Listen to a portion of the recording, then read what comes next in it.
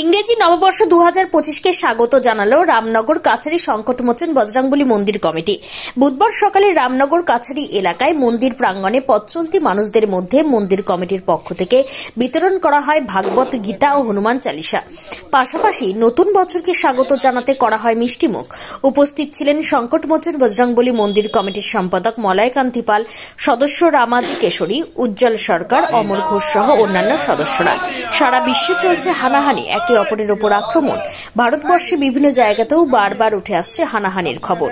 এই পরিস্থিতিতে মানুষের মধ্যে শান্তির বার্তা ছড়িয়ে দিতে মন্দির কমিটির পক্ষ থেকে পথ চলতি মানুষদের মধ্যে বিতরণ করা হয় ভাগবত গীতা ও হনুমান চালিসা।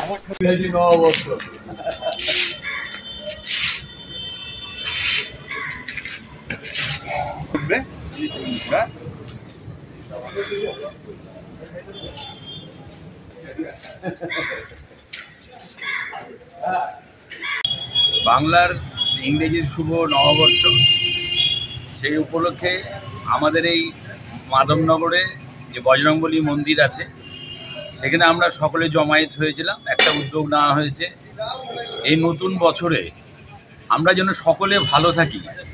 আমাদের উদ্দেশ্য একটাই, আজকে গীতা এবং চালিসা, হনুমান চালিসা এবং মিষ্টি দিয়ে সকল মানুষের মধ্যে একটা সচেতন করলাম যে আজকের এই গীতার হনুমান চালিসা দিয়ে তাদের পরিবার যেন ভালো থাকে।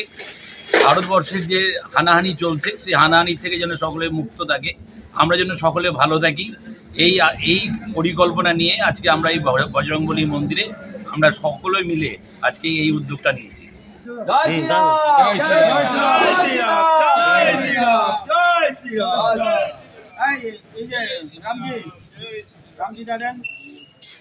হনুমান চল্লিশা নেবেন, হনুমান চল্লিশা